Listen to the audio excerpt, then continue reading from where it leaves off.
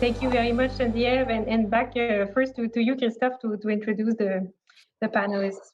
Absolutely. Well, I'm really thrilled to be here with our distinguished guests and you participants. My name is Christophe Rouleau. We have this 1 hour together today to talk about public procurement in the EU. We're going to go over general overview of public procurement in the European Union with Marie-Lou, then look at a legal point of view on public procurement based on Peter's experience, rich experience, and then finally take the perspective of someone who actually has navigated this environment in the EU with Caroline, ending with a Q&A session today. Speaking of questions, I really invite you, for those who haven't already, to send your question to the address indicated on the top right of the screen on the dashboard when you arrive in the event. We'll be looking at the question if we have time, of course. There's many of you online. So, Marie-Lou Denis, so you are our first secretary covering trade and economic policy at the mission of Canada to the EU. I think you have over 10 years of experience in the foreign service and you've worked in Japan on science and technology. And right now you're covering public procurement. And there's a lot of things to say. So I invite you to come and tell us more.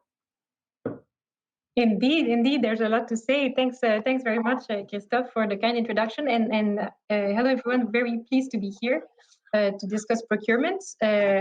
So I'm clicking on the presentation now. Okay, that's great. So so we're going to talk. So perhaps we could skip the first and second slides, please, first. So what I want to talk to you about today. So as Christophe mentioned, we'll have a business, an example of a successful business, and of course some comments. But I'm starting here in the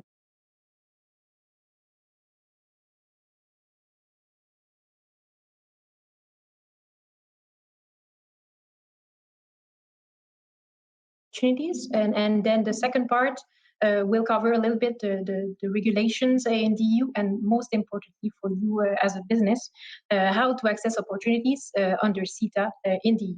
So please, next slide. Yeah.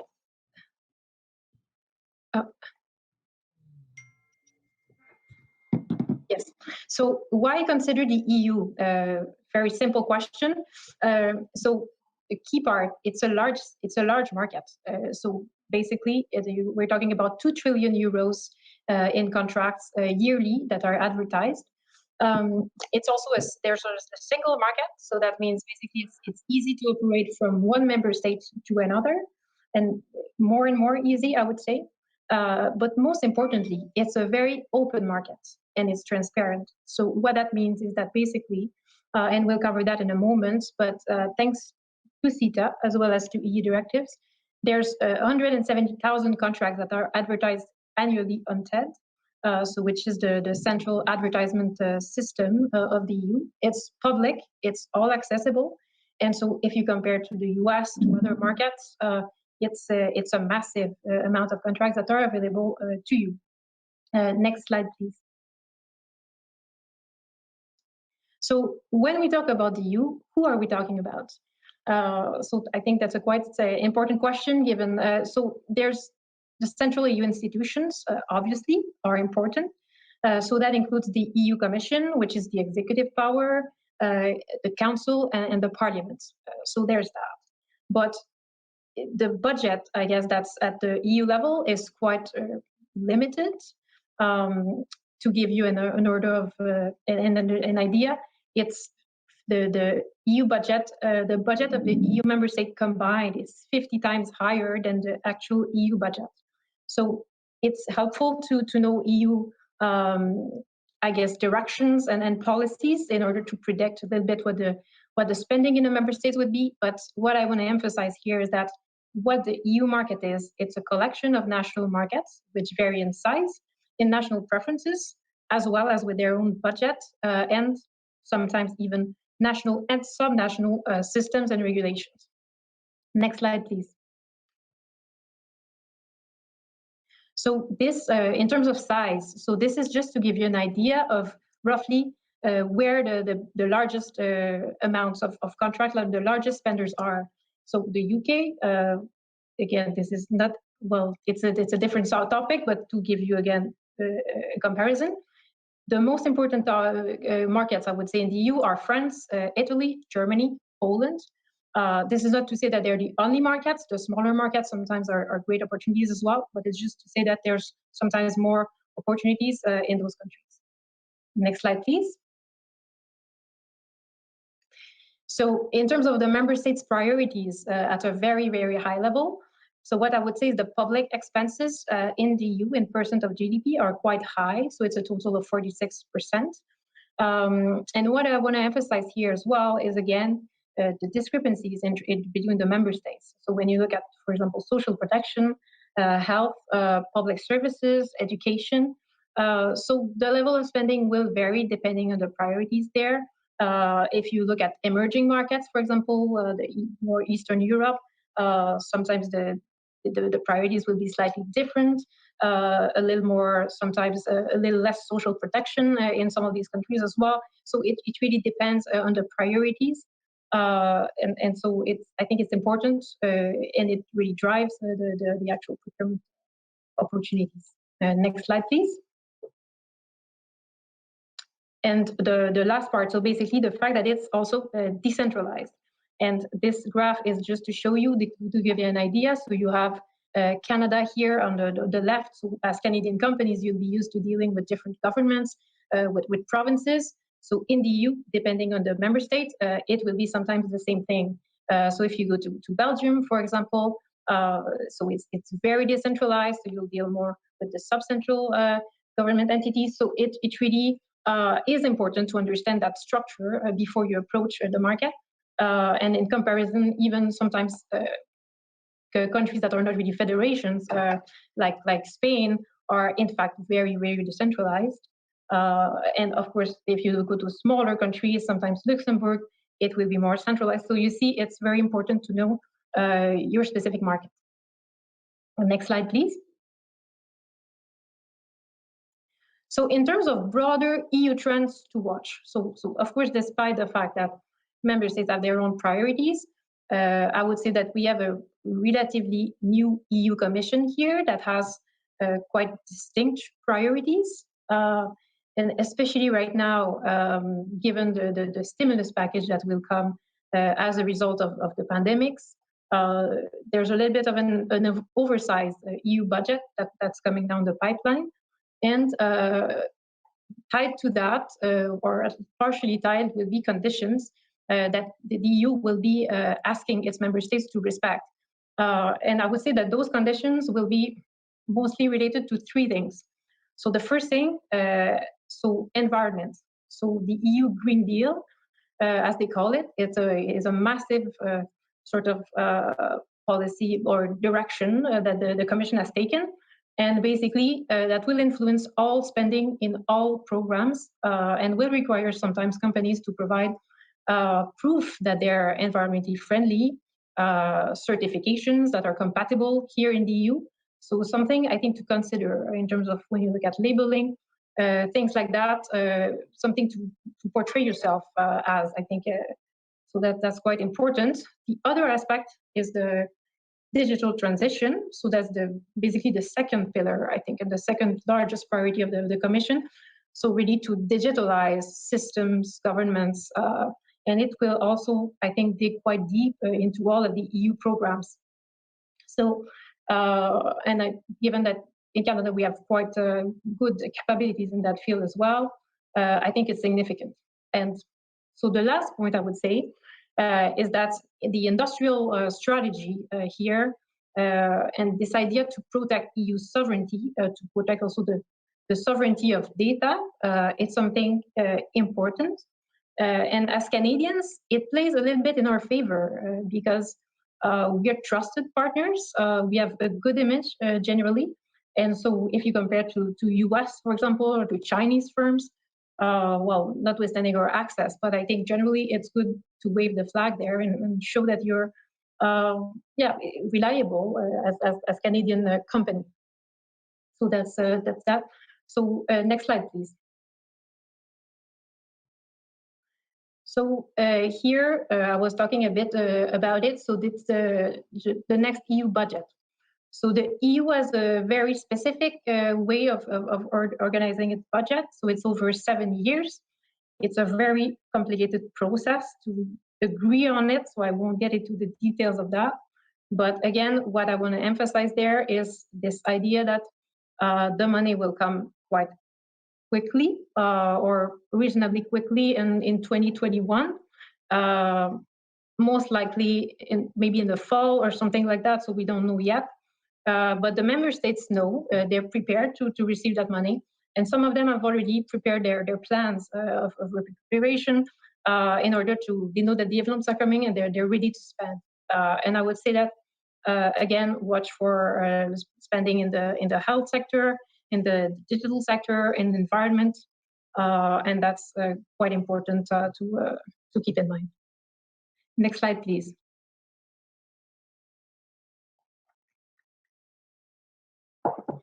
Here, this is to show the temporary stated framework. So very quickly, to know that the EU has been quite generous in its help to companies in the context of the COVID pandemic, and that the economy is still moving quite well here. So next slide.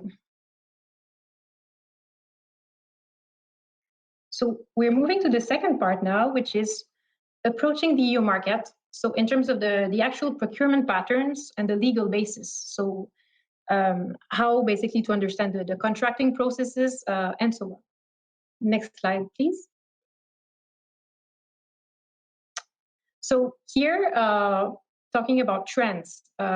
So the participation of foreign entities. What I want you to keep in mind is that procurement happens primarily locally in each member state. So there are varying patterns, I would say, and it depends, again, whether you're an emerging versus an established market. Sometimes it will vary, but all in all, direct cross-border procurement accounts for only approximately 5% of all contracts awarded.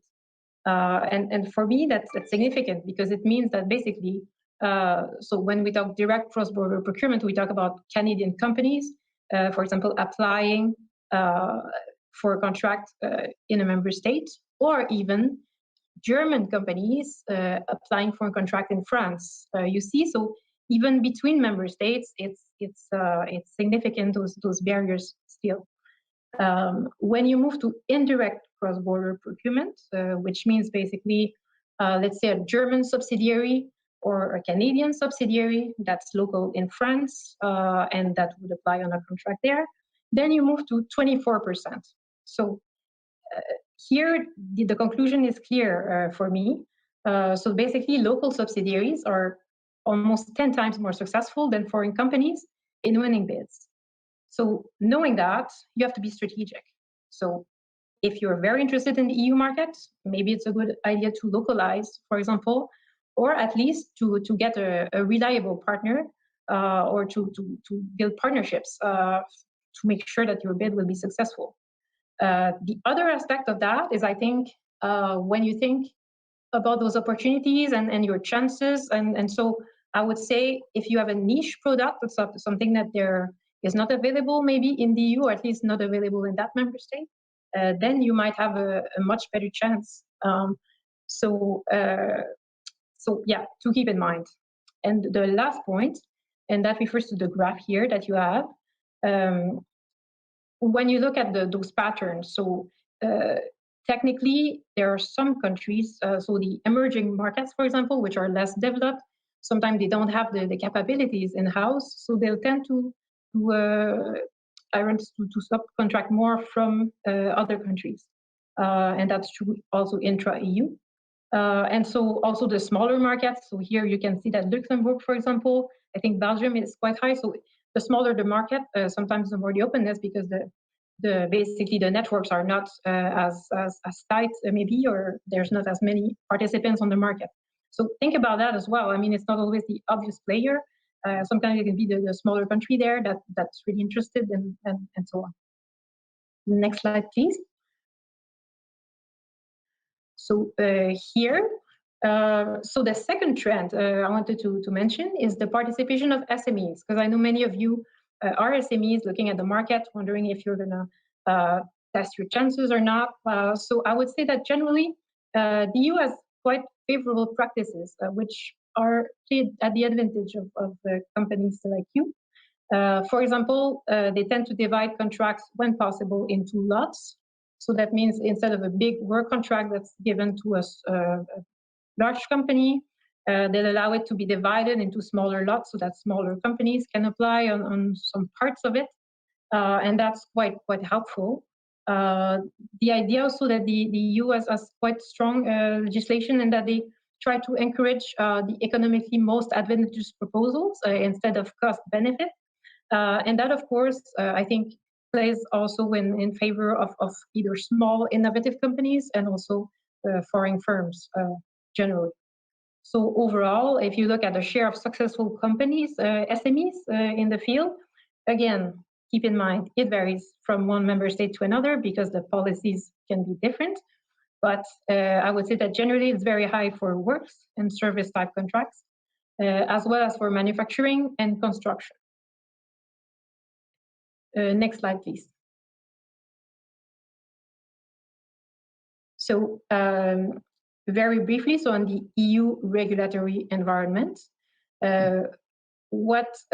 basically I was talking about the divergences in policies and everything.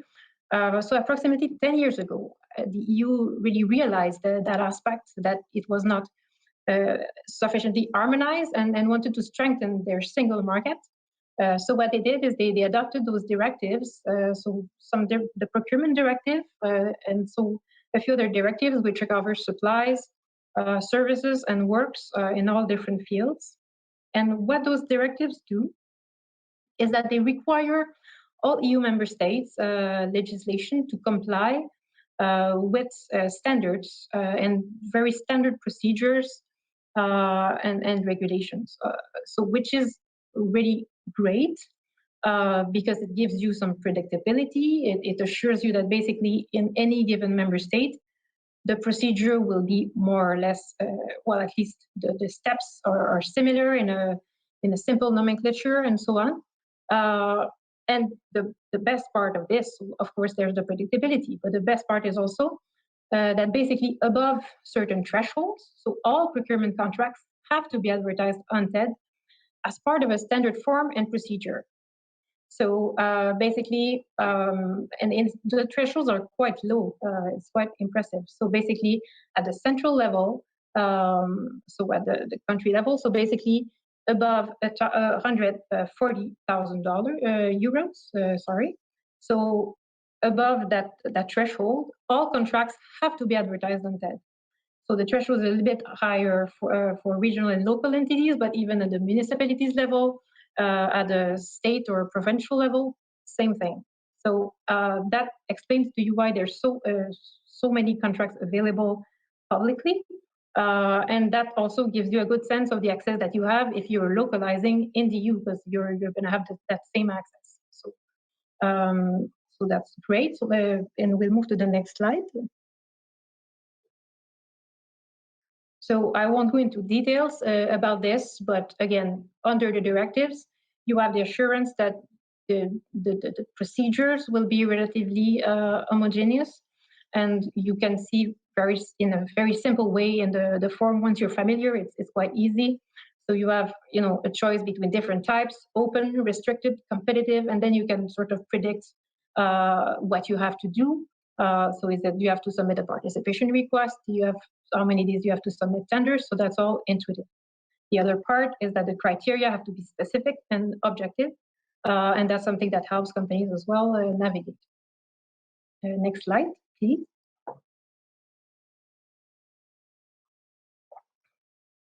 So the most important part, I guess, of this presentation, so in terms of finding opportunities, so basically, how do you access your own access as a Canadian company that's based in Canada, I guess, for the most part of you, and how do you find those contracts?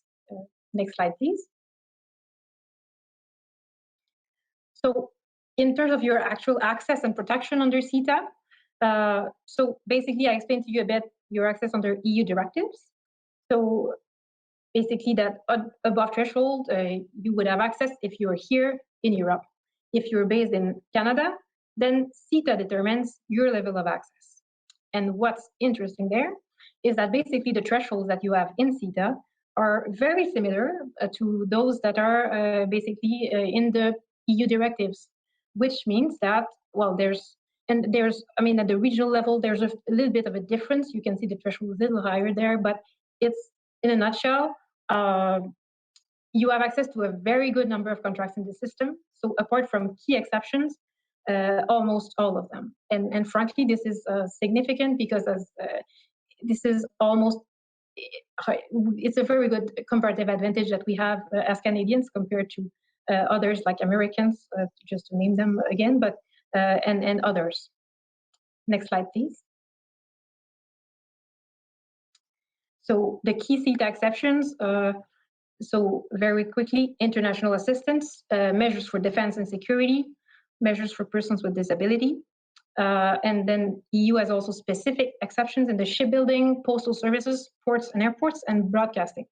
So if you see one of those areas, maybe you're not eligible under CETA, but my advice there would be don't stop yourself if you're not sure, or if even sometimes if it's not because it's not eligible under CETA that the EU doesn't want your good. Maybe it's what you have to sell is really great and they actually need it. They don't have it here, so there's still possibilities. So please, if you're in doubt, ask either the contracting authority or trade commissioner, and we'll be really pleased to help. Next slide, please. So in a nutshell, things to keep in mind when you visit TED, so this contracting system. So you have their contract notices, so a lot of contract notices, so 1,700 daily, all across the EU. You have the archive files, and it's quite easy to navigate, and that means that basically you can see it's very transparent who applied on bids in your area, and maybe see who are your competitors, or maybe even find a partner thanks to that. So it depends, but you really have good information there. And you can navigate the system quite easily using CPV codes, which is a bit of an NAICS equivalent. Again, very easy. Once you have your product, you can type it in, and it's you can set up alerts. So it's a very user-friendly system all in all. And the last point is that also the standard form tells you your eligibility requirements, and it tells you, for example, if contracts are accessible to members of the GPA, which tells you in those circumstances that you're also eligible under CETA. So again, very intuitive there as well for Canadian companies. And we'll move to the next slide. So those are maybe the next one. Those are just examples of CPV codes that you can use. Next slide, please. Yes, so this is very small, I know, but to give you a sense again of what a contract, the standard form looks like on TED. So you have it there. And once you understand the directive, it's very simple. So you know the contract type. So here, I think it's services, and then you have the applicable directive here. So the procurement directive. You know the code that's applicable there. You know also if it's divided into lots for SMEs, for example. And then at the end, you also know if it's covered by the GPA or not. If the box is ticked, it means that it's very likely eligible also under CETA. Next slide, please. So my conclusion, well, I want to say it is possible. And we'll move to the next slide. Next slide, please. Yeah. So possible in the sense that, well, we got quite good news, I guess, deriving from our recent CETA committee just last week, that basically doing more of a detailed search on the TED system, we found that only in 2017, there's a little more than 1 billion in contracts that were awarded to Canadian companies in the EU. And so we have a bit of a sense of the countries as well. So, well, the UK will sadly not be so much part of the count at one point, but at least so France 24, Germany 21 contracts, Ireland 8, Denmark 10, and the EU. So the EU institutions, which you should not neglect as well. And the sectors you'll see reflects also a bit of the priorities that I was talking to you about earlier. So a lot of computer-related services, software package and information system, medical equipment. So very good stuff for given the current priorities, I guess, of the Commission and the member states. So very promising for the next few years. Next slide, please. So this is it's just to show you the range again of it's not exhaustive by any means, but it's just a few examples that basically there's successes in a range of sectors. So, and it's sometimes smaller firms as well. So you have procurement for your university, for a French local innovation organization. So there's really a range of things there. And that's under CETA. And then the next slide will basically show successes of EU-based Canadian subsidiaries. So sometimes that's also the case, and so and sometimes in big values as well. Next slide, please. So in retrospect, some tips, and I won't be too long because I know Peter will touch on that a bit as well. But basically, in which region, things to ask yourself, I think, when you approach the market is, well, in which region, not only country, but even region, can I make a difference? And I think that is key. Which member state would be the easiest target market? So in terms of language, for example, if you don't know the language, it might be very hard to provide aftercare service, for example. Cultural preference, that's also significant. So that's it. So, and do I have a partner maybe that's reliable enough to provide services when I'm not there, if I'm not based in the market? And then, as we discussed, the EU policies. So can my services contribute to the delivery of key EU and member state policies? And we'll move to the next, and I believe final slide. So in retrospect, the TCS is pleased to help, and that's the message I think that you've heard a lot in the last couple of days. So we're happy with helping you navigating the EU processes. And that's something we do quite often here at the Mission of Canada to the EU. We work a lot with member states, or trade commissioners in the member states to provide EU-level opportunities. And then sometimes it's a big team effort. So I would say don't neglect to knock at both doors at both levels. It pays off on some in some programs that are EU-driven. And then anticipating local needs, so we can help you with intelligence, and we can help you, of course, making the right contacts, as you know. So thank you very much. On that, I will leave the floor to my my fellow panelists, and I look forward to the discussion afterwards. Thank you. Thank you so much. Thank you so much, Marie-Lou. So that was an excellent overview of your perspective, right from the Brussels bubble. Now let's go to you, Peter. So as Cynthia was mentioning, you are a partner at the Fasken, the firm Fasken LLP.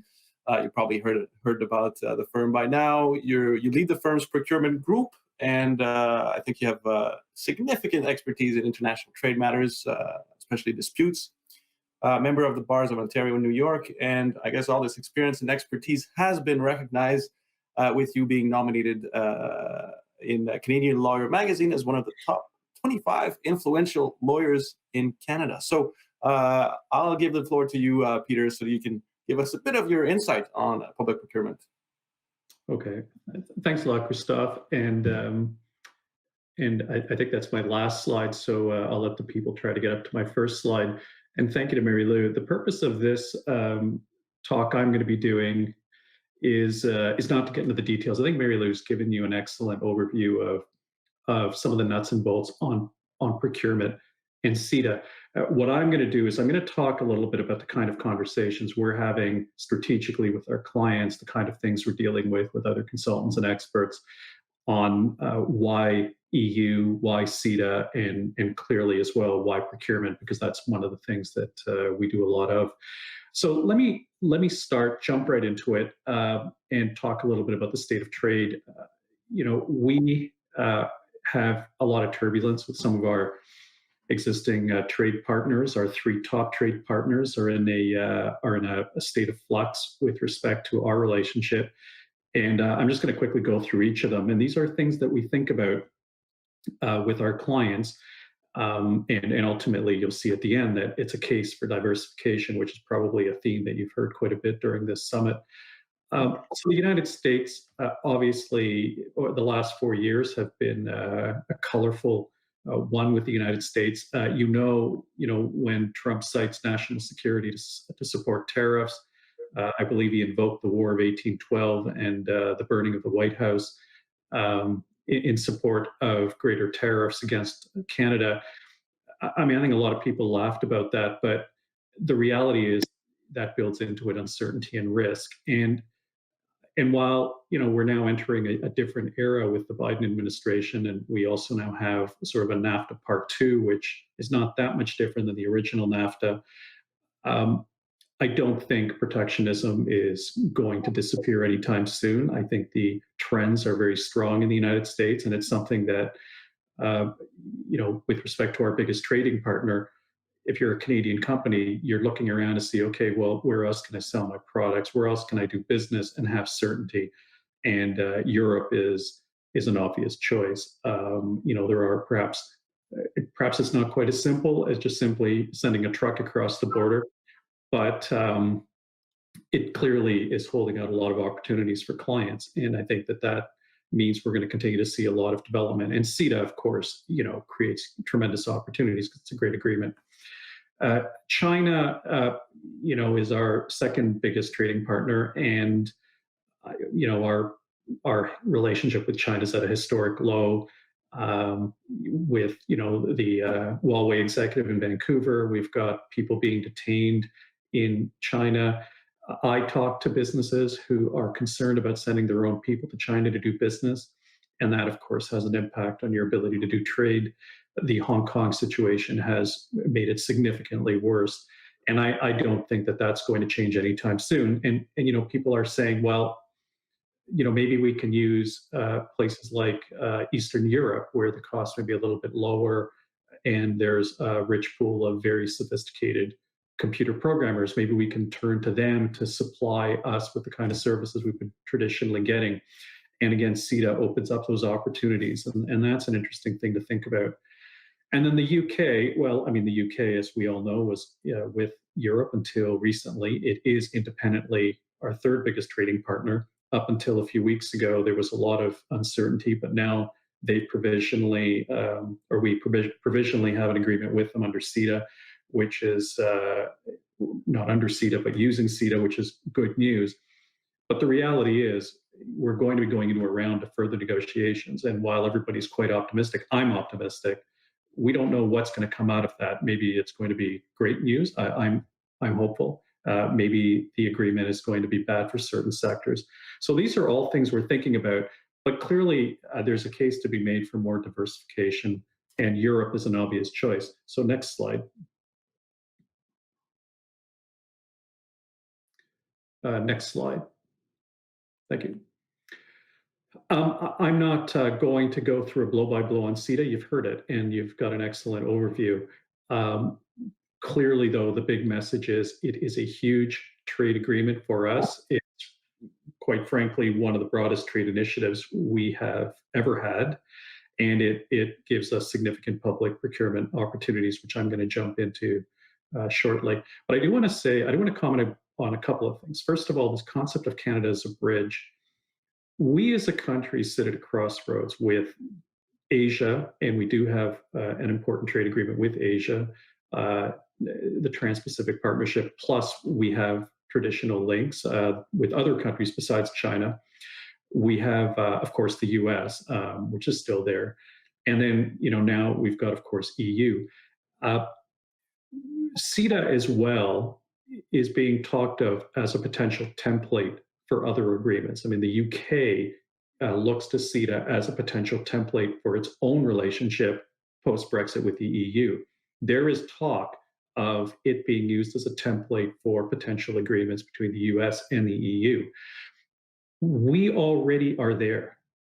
We're at the crossroads. We're working with the agreement.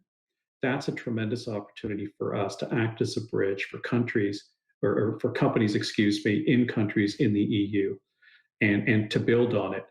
When you're out there, talk to companies and see if they may want to do business with Canada as a potential future jump into the US, or possibly even Asia, something that some companies are doing effectively. And then the one other thing I should mention is the pandemic. Obviously, we all can agree it's an awful thing, but from awful things, sometimes they're great opportunities. We ask yourself whether we would be doing a webinar like this, but for the lockdown that we're in. There's conferences are converting into webinars. People who would normally just get in a plane and try to meet are now meeting by video. But the video is happening more often, and there's a level of acceptance that we're starting to see, which I think is going to continue post-pandemic, which in my view is actually elevating the ability to do international commerce with places in Europe.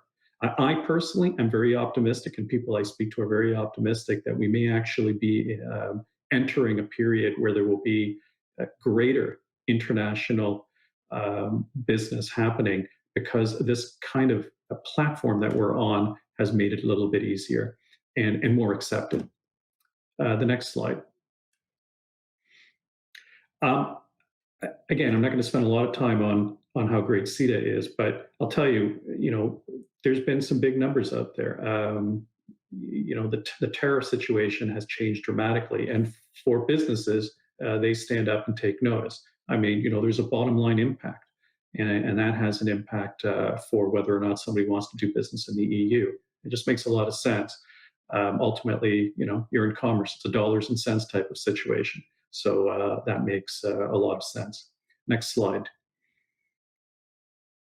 Now, as a lawyer, obviously, the thing that people talk to me about is, what are the legal implications of doing business in the EU? One of the most important things for business when they speak to lawyers is certainty, confidence. The idea of, ideally when you go to legal counsel, you want to avoid problems. And if there are problems, you want to make sure that they can be resolved in a fair and just manner. And the EU is a good place to be in that respect. When it comes to the rule of law, their judiciary across the various nations is by and large very trustworthy. It's unbiased. It's high quality, and on an international level, because there are also international dispute mechanisms that one can avail themselves as a Canadian doing business in the EU and vice versa. It's generally quite good. It's generally fast and less expensive, and that makes that gives you comfort as a business person. The community as well, both in terms of legal, business, and labor, is something that's very high end, very sophisticated. When we, for example, deal with lawyers in the EU and we're representing our clients, they get it. We don't have to talk about things where they're looking at us and they sort of look, they say, what on earth are you talking about? Or we just simply don't do it that way here.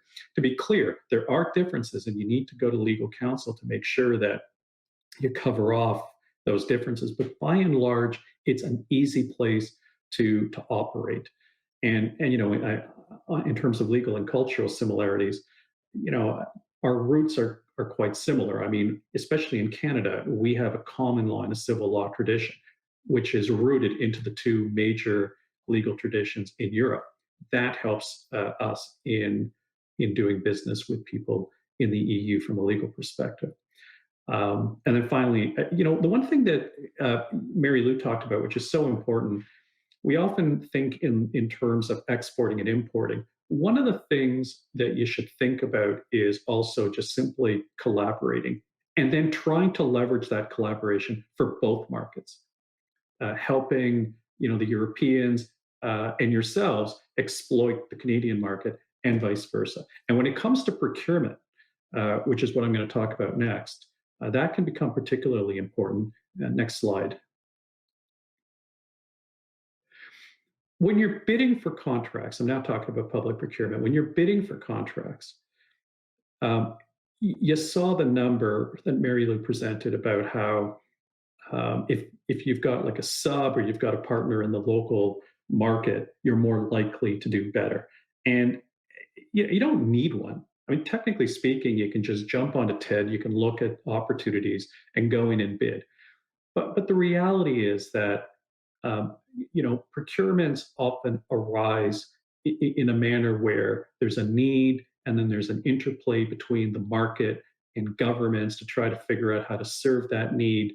There's work that gets done prior to the procurement hitting the wire, so to speak. It really helps to have local people interacting to try to help shape the procurement in a way that shouldn't be obviously wired to a particular buyer, but one that you have a greater likelihood of succeeding because you've got a product or a service that can help them out. That's where having a local helps, and vice versa. And if you combine your expertise and possibly your cost advantages, suddenly you can go after these procurements in ways that may be more effective. It may be here in Canada, you're able to bring on a European that allows you to snag public procurement contracts from your competitors that you weren't able to do before. Something to think about as well, by the way, people sometimes don't realize this, that it really runs deep. Everybody understands, you can go after EU and national contracts, and municipal as well, but what about school contracts and hospital contracts? It runs deep. It's opened up a world of business that didn't previously exist. And it is technically non-discriminatory. You get treated the same, whether you're a Canadian or a Belgian company. You have legal recourse under CETA. And in many respects, it really is a great place to start if you want to start into the EU market. It is, the contracts are easier to find. They are, usually more structured. You're more likely to get paid. They're in a way, it's kind of the low-hanging fruit when it comes to EU business, and something you really, I think it's a great place to turn to first. So with that, I'm going to conclude, and I'm going to pass it on to my next panelist, and looking forward to questions that we may have in the end. There to be issues. Everyone's been fine so far today. So thank you so much, Peter. So I think that we had skipped your slide, Peter. So for anyone interested here to write to Peter, I have it right here. So don't forget, we'll be sending those presentations around after the panel.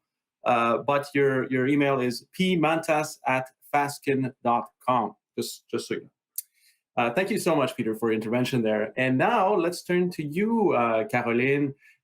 This was, excellent overview, but you have actually been through this process in the EU and winning some procurements.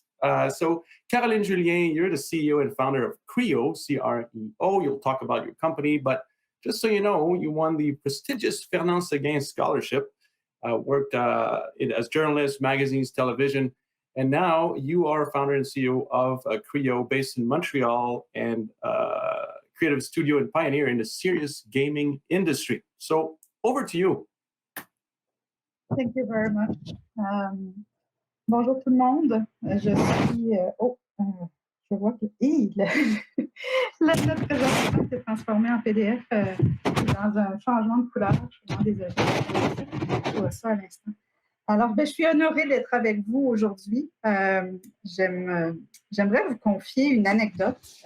Il y a 18 ans, quand j'ai fondé l'entreprise, comme tous les entrepreneurs, j'ai appris à monter un plan d'affaires et notamment à identifier notre big hairy goal, le grand rêve.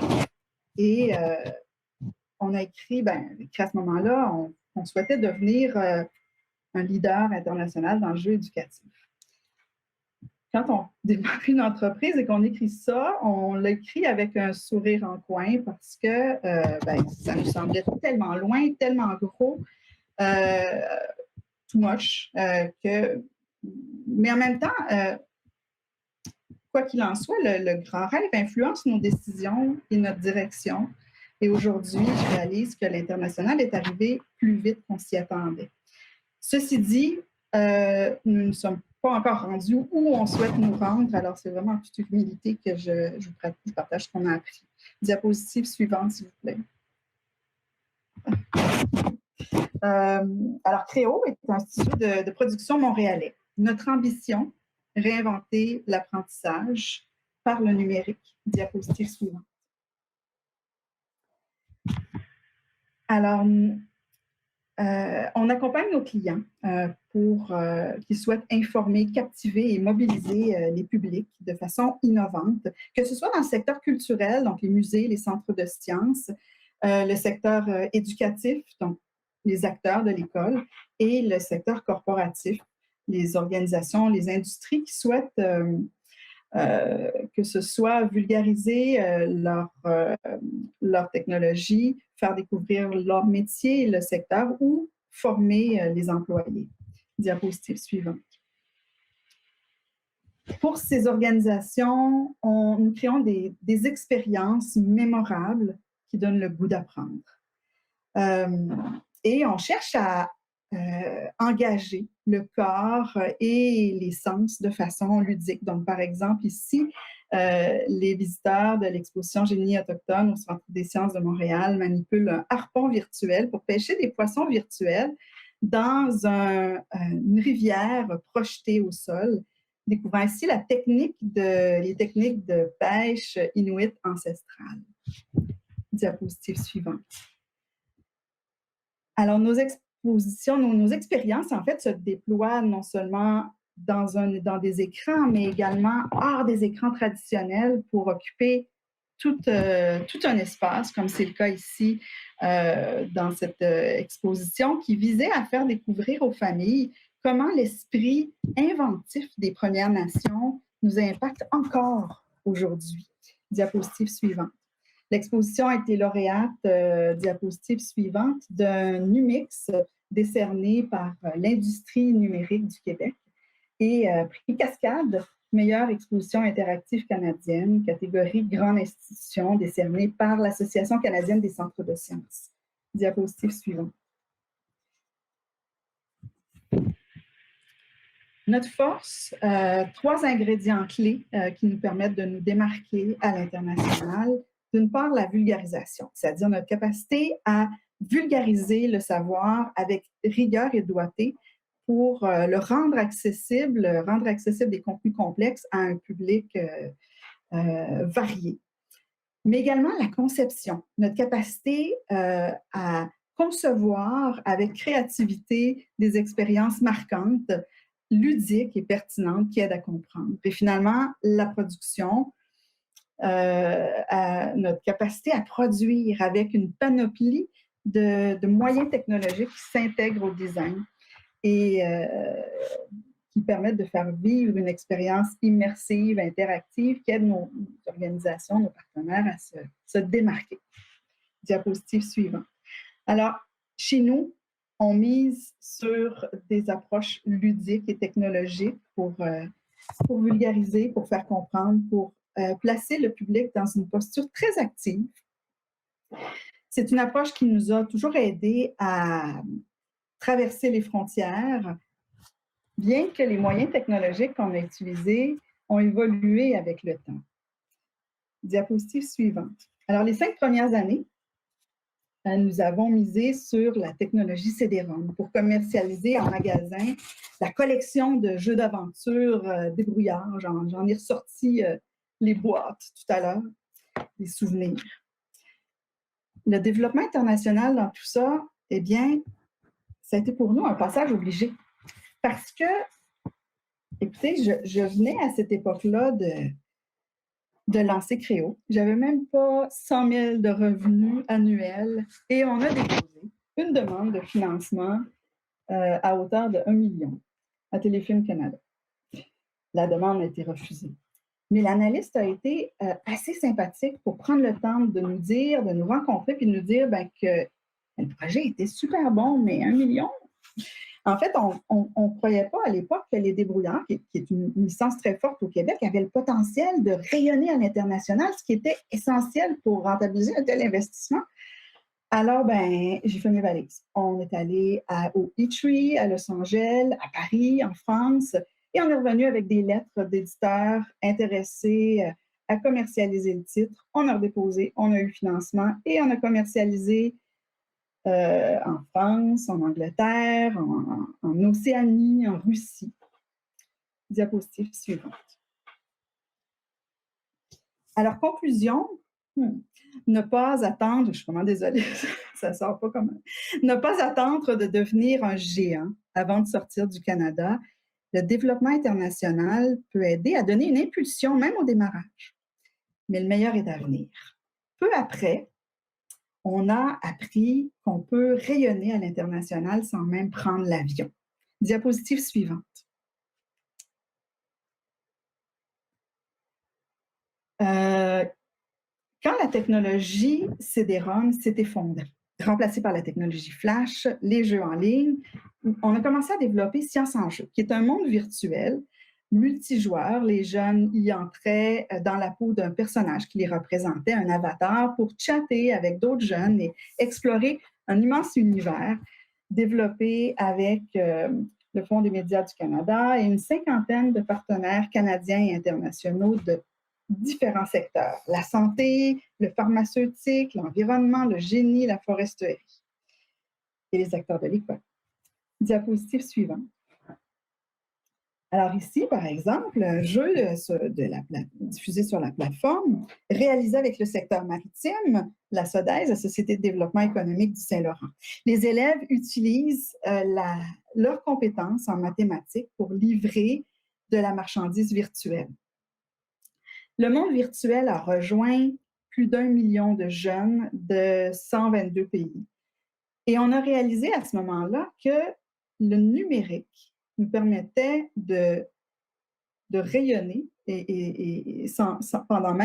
pendant qu'on dormait, en fait. On a commencé, en fait, à réaliser que les projets pouvaient parler de nous par eux-mêmes.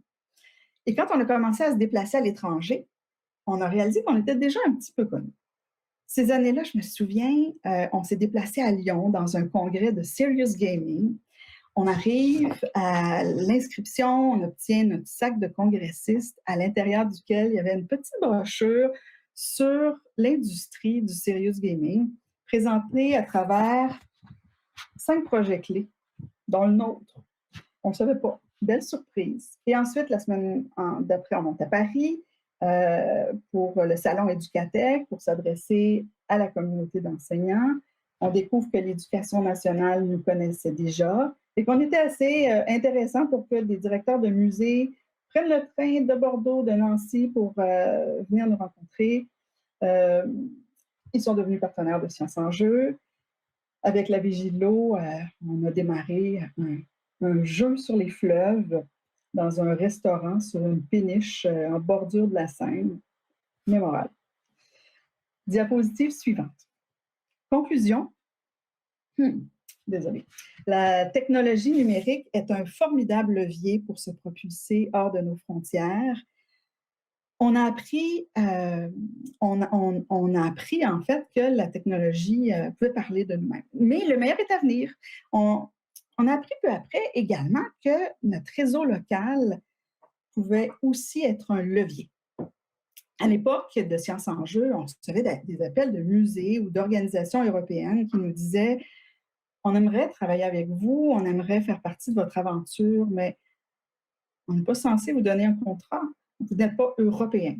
Alors, comment on peut faire? » Diapositive suivante. Les accords de libre-échange ont eu un impact certain pour nous. Ils nous ont permis de répondre à des appels d'offres et de gagner des marchés. Il y a 2 ans, on a fait partie du consortium lauréat d'un concours d'architecture et de muséologie pour la réalisation d'un nouveau centre de sciences en banlieue de Grenoble, dans les Alpes françaises. Diapositive suivante. Alors, Créo est en charge non pas de l'architecture, mais de la mise en œuvre de l'exposition permanente dont vous voyez quelques planches du projet qui est toujours en cours de développement. Diapositive suivante. Comment on a réussi à joindre une équipe française? Ben, parfois, ce sont nos contacts locaux qui nous tirent par la manche. Alors ici, c'est la firme d'architectes Cardin-Julien qui nous a amenés dans son consortium franco-québécois. L'architecte Jean-François Julien, qui est ni mon frère, ni mon conjoint, ni mon cousin, mais le créateur du Planétarium de Montréal, l'architecture du Planétarium de Montréal, et maintenant contact d'affaires et amis. Conclusion, il faut prendre soin de son réseau de contacts qui peut nous amener très loin. Et tout particulièrement dans nos périodes difficiles comme celles qu'on vit maintenant. Chez Créo, diapositive suivante. Chez Créo, comme nous mettons à profit la technologie pour donner le goût d'apprendre, c'est tout naturel que notre stratégie marketing s'appuie sur l'apprentissage. Diapositive suivante. Ainsi, souvent, on tente de participer à des conférences internationales pour partager nos connaissances. Généralement, on part dans des directions qu'on a stratégiquement choisies, comme la France où on est déjà présent. Mais on laisse la vie nous sortir de notre plan lorsqu'on a la chance d'être invité dans des conférences internationales. Diapositive suivante. En 2018, nous avons été invités par l'UNESCO pour être catalytic speaker au TEC 2018, Transforming Education for Humanity. Diapositive suivante. L'an dernier, en Égypte, j'étais invitée comme conférencière au Vested Summit, qui visait à rassembler des leaders internationaux intéressés à utiliser la technologie pour changer le monde dans lequel on vit. Diapositive suivante. Bon, pendant la pandémie, on ne voyage pas beaucoup, mais les conférences restent tout de même une alternative pour développer nos affaires à l'international. En juin dernier, on devait être présent en Slovénie au congrès de l'Association européenne des centres de sciences. On avait organisé une table ronde avec des partenaires allemands, hollandais et français. La conférence a été annulée, comme bien d'autres, mais on a levé la main pour leur initiative en ligne et participé au Business Bistro. Et on a eu 30 minutes d'audience, de temps d'antenne, en fait, pour parler de gamification des expositions à une audience de 300 congressistes virtuels provenant de centres de sciences du monde entier. Et ça, c'est autant qu'une conférence d'ouverture. Alors, conclusion, ne pas hésiter de pivoter sa stratégie en temps de pandémie et d'expérimenter les conférences virtuelles. Mais le meilleur est à venir. Diapositive suivante. Car le rêve peut être un outil puissant. Le soutien des délégués commerciaux aussi. Il y aura une fin à cette pandémie. On le souhaite, on va reprendre l'avion à nouveau. Mais on a la chance au Canada de bénéficier d'un solide réseau d'accompagnement, de délégués commerciaux, de responsables économiques des bureaux du Québec à l'étranger pour le développement international. Et on a accès chez nous à du financement pour se déployer dans des congrès, des conférences, des missions internationales. Les voyages ne nous servent pas uniquement à lever des contrats ou à élargir notre réseau de futurs partenaires. Ils nous ouvrent aussi l'esprit. Ils nous aident à comprendre la culture locale, nous inspirent, nous amènent en fait à rêver l'avenir. Et j'aime particulièrement rêver avec les gens qu'on rencontre sur la route. Et parfois, un rêve échangé devient réalité. La semaine dernière, il y a 2 semaines, nous avons signé un contrat avec l'Aquarium tropical du Palais de la Porte Dorée à Paris pour la réalisation d'une expérience immersive sur les cétacés. Diapositive suivante. Baleiноpolis. Un prototype sera lancé à Paris en avril prochain et mènera le public à interagir avec des baleines virtuelles sans toucher l'écran, sans lire un seul texte, sans qu'un médiateur nous partage une information. Les visiteurs vivront une expérience mémorable, interactive, sociale et collaborative en famille.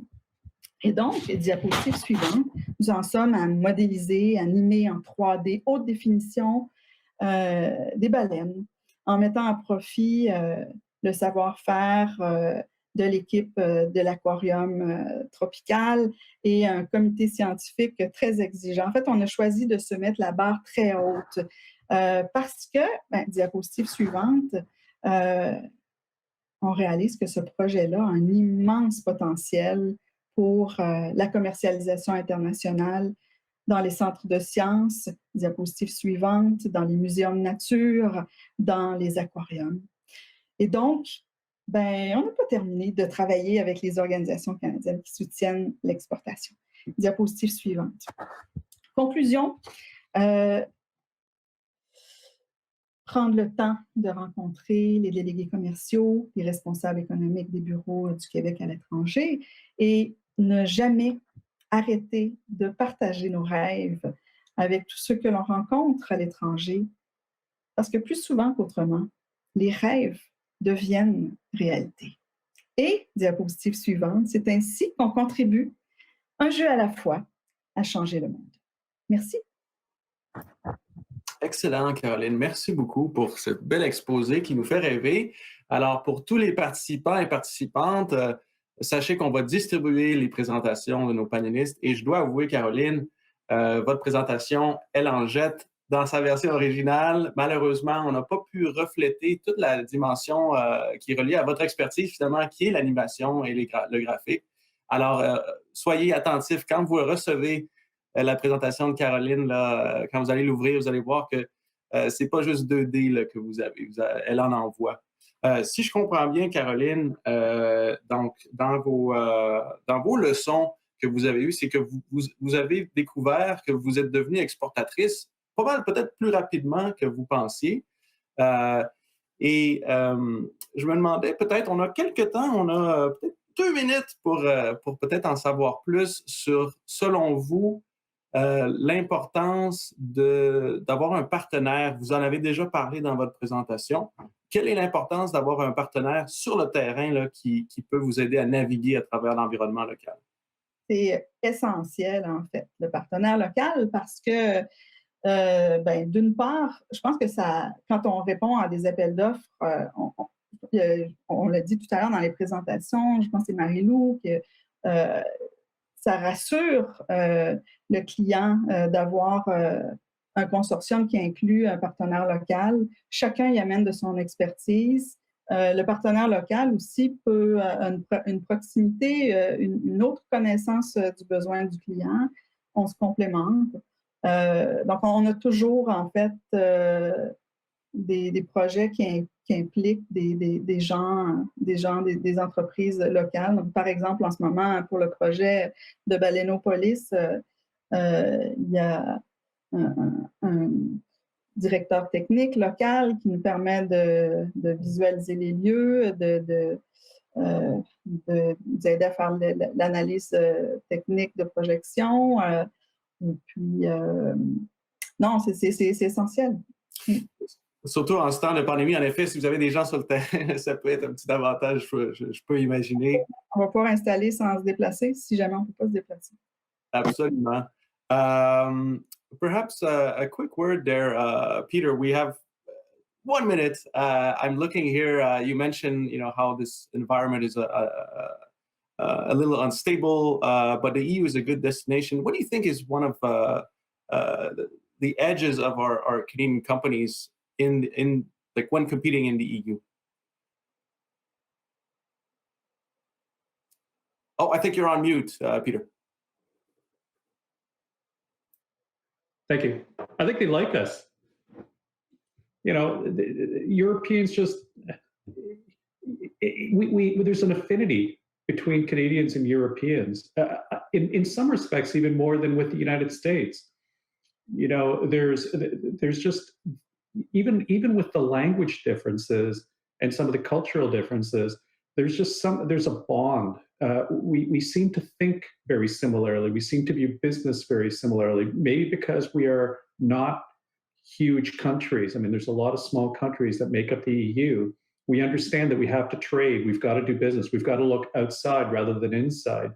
But in many respects, doing business in Europe is easier because when you go there, they're very welcoming to Canadians. We're perceived very positively. I mean, that's a great place to start. And people may say, "Well, it's all about the dollars and cents." It isn't. I mean, obviously we're talking about business, but there's a lot more. That's the secret sauce, I think, that makes the difference when you're in that market. Perfect. Well, thank you so much, Peter, and et félicitations, Caroline, pour ce nouveau contrat. C'est une belle nouvelle. Alors, de quoi fêter. Et I invite everyone to send their questions. We won't have time for more questions, but I hope that this panel was a good possibility for you to learn a bit more about the environment. Marie-Lou, you're in Brussels. You're going to stay there, so please don't hesitate to reach out to her. We look forward to hear your question as well, and keep your eyes open for the presentation. Marie-Lou, Caroline, Peter, thank you so much for joining us today, and we go back to Cindy Eve now.